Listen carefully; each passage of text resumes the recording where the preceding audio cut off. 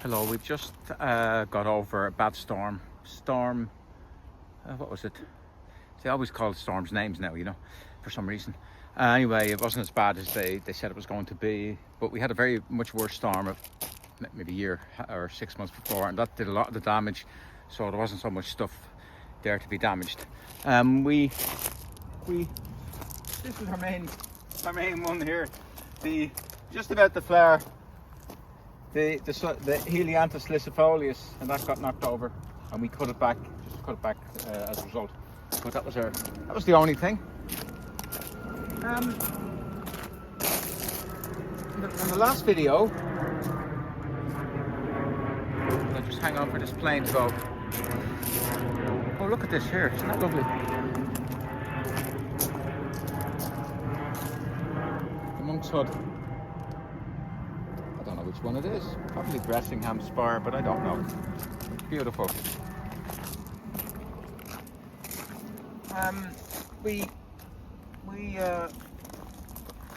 I re-edged this, and there were roses there, and they had bad black spot.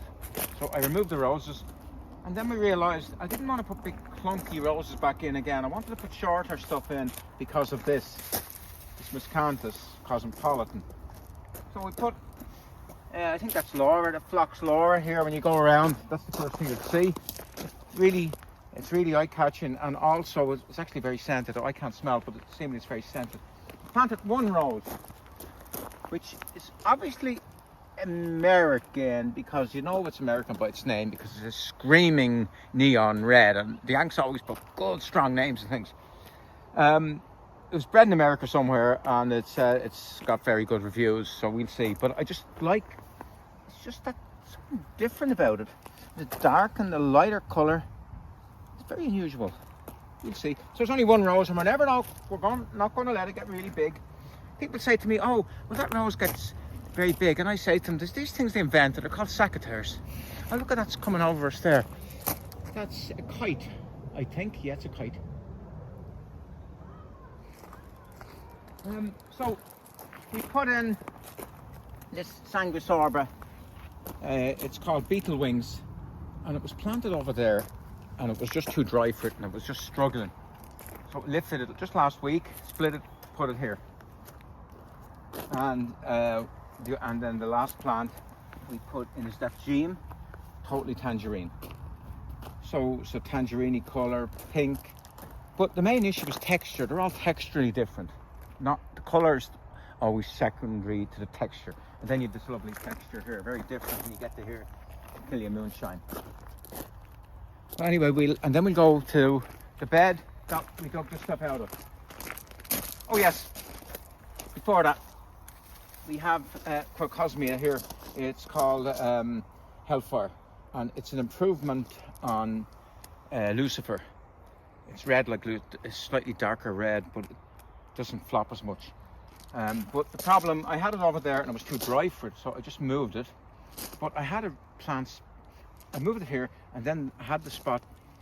The spot was left for something which I always wanted to plant, but I never got it. I never found the right place for it. Here,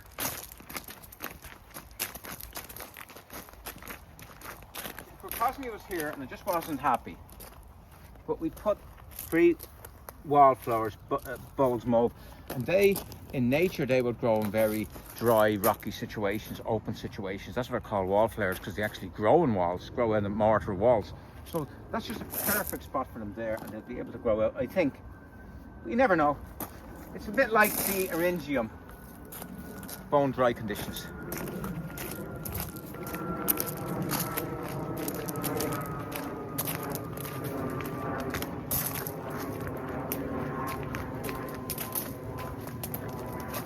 Where we removed all the stuff from, and we have this chestnut tree, and I decided to take a little piece off, but I took more than a little piece off. I took loads off. And horse chestnut wood is very, very soft. It's like butter. You can go through it so quickly. Now it's never going to be a great decorative tree anymore because of this issue. It has some pest, moth or something, A leaf miner gets in the leaves, and from about September on, they look fairly awful, and there's nothing that can be done about it. It came into the country about 10 years ago. There's a better example. You can see it there. Went in, but nothing can be done about it. So we have to plant this stuff up. And also, you see what the chestnut is doing? It's suckering. See the root of the chestnut? See the suckers?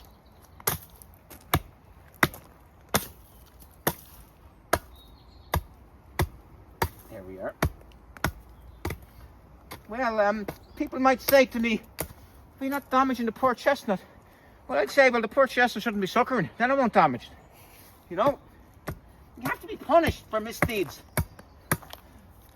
And over here, you see the suckering here.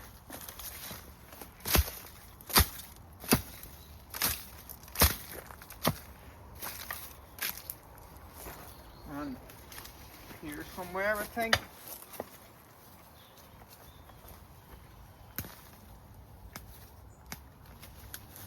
And there's what I'm talking about.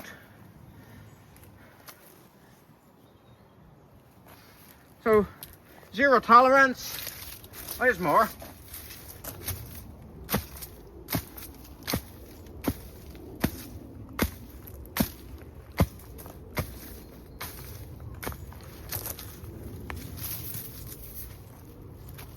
Here again.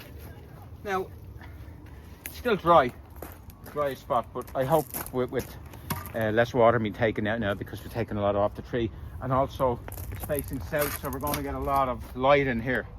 So what we decided, plant. I wanted to plant this yellow Shasta daisy, and I reckon the drier area here will mean that it won't grow too exuberantly and flop. And the secondary reason is that it came mislabeled. It came labeled as a white one. So it's killing two birds with one stone. So we'll just plant one and see what the story is. This is easy.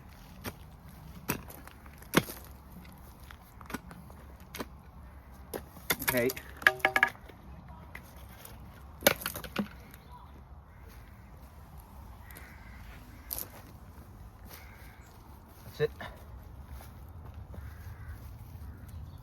It. It's a bit hard here. Now we also, this Helleborus is sternii. It's a hybrid. I think Balearic Island plants, some of the Balearic Island ones. I think the sternii is the name of the fellow who hybridized them. It's one called Silver Dollar, but it's got very good foliage. And it's nearly good enough even without the flowers. So let's get I think you take all these out. No. Do one. See what the problem is? See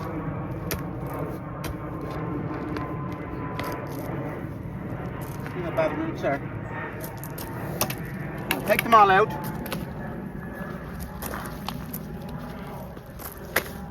Get the proper pickaxe, and we'll see what we're dealing with.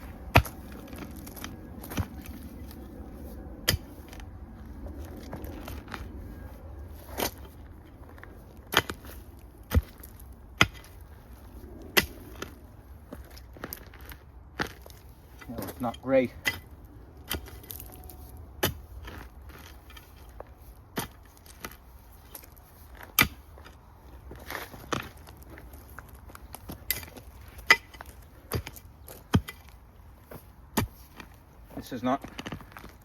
This is not great.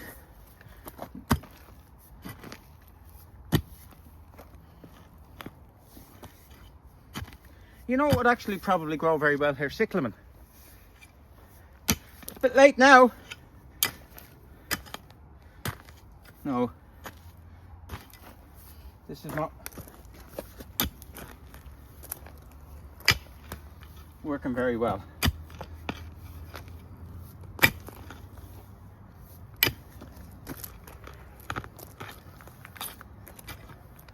Isn't it funny? All the people going by in the planes, all sitting back, waiting to get their glass of wine or whatever. And down below them is a human doing real work. And they never know.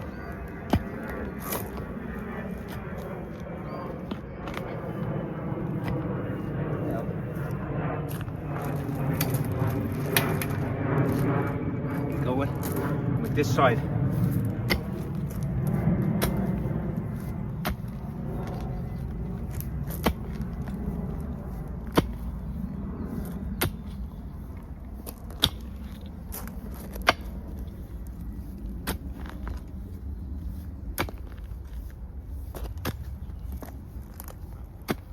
It's just to give them a chance. I reckon when they establish, they'll be able to fight.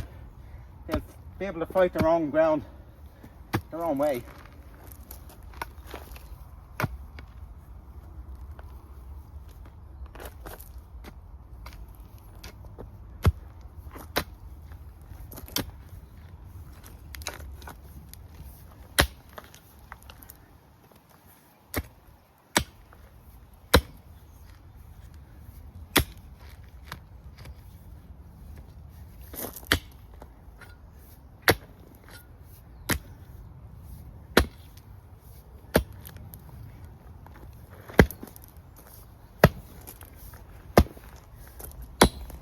Now, we leave it at that.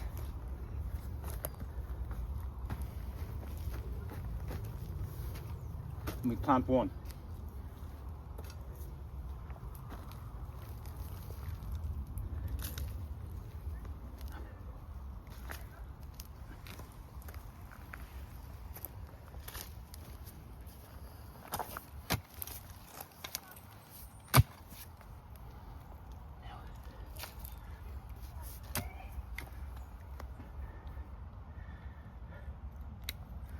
That's it.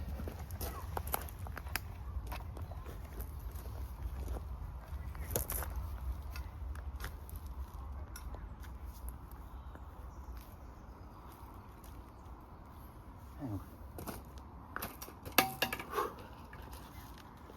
2, 3,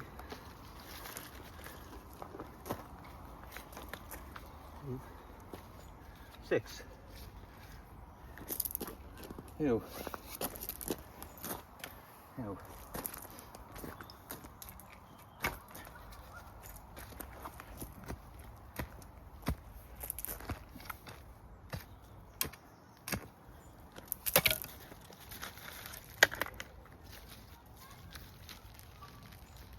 we go. One. So 10 minutes. 10 minutes work. Have them done. Behind we put, I mentioned it before, it's a Euphorbia called Magic Merlot, and it's purple, but it has a sheen off it, so it's not dull purple. It just sort of shines up at you, and it's a good combination to the Astelia. So that's going to go there, and we have good fun with that. We won't do that on camera. And then we're putting an Eryngium here, because they like the sun, but they take a sea holly, big blue. They will take really, really, really dry conditions. Now, let's see.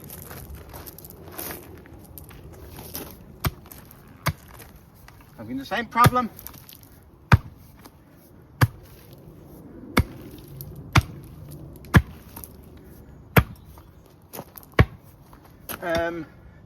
We won't be planting Eryngium here. I think we try a few cyclamen. Can we try it here? No.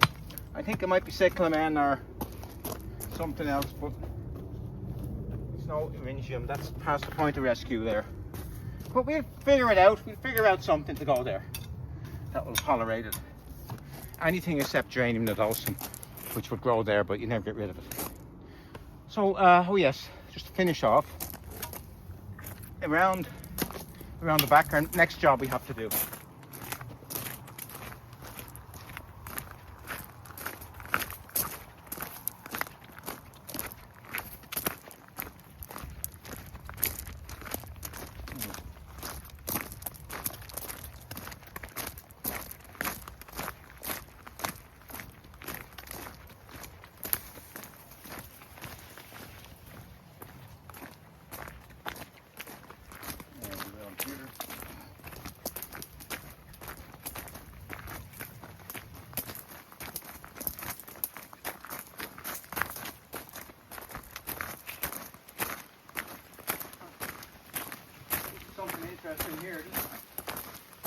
Hydrangea completely died. It got dieback disease and I took it all up.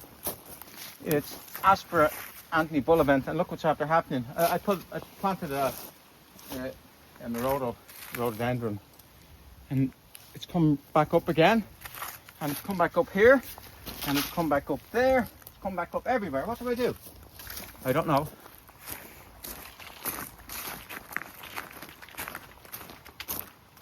Here, facing south, Tradescantia, and we put little Persicaria here. And the thing about gardening is, if you do something that doesn't work, you don't try to double down on it. So I'm not happy with them. They never shun. So the Tradescantia is coming up, and in its place, Lictrum salicifolius is going in, but it's a new, really very light, whitey pink one. So that's going to go there, and we're going to put a few geraniums, Dragonheart, in the front. So that's an easy job, and that's a job where you've no roots of trees. That's the easy job. So I'll get Yana to do that one, and I'll do this one. You know. No, okay, that's it. Oh yes, I just have to finish off Cornus causa satomi. No, it's not satomi, this one. It's Cornus causa from Korea, and it has these sort of like raspberries, fruits. I must look up apples and Mr. Google, are they poisonous or not? Not bad.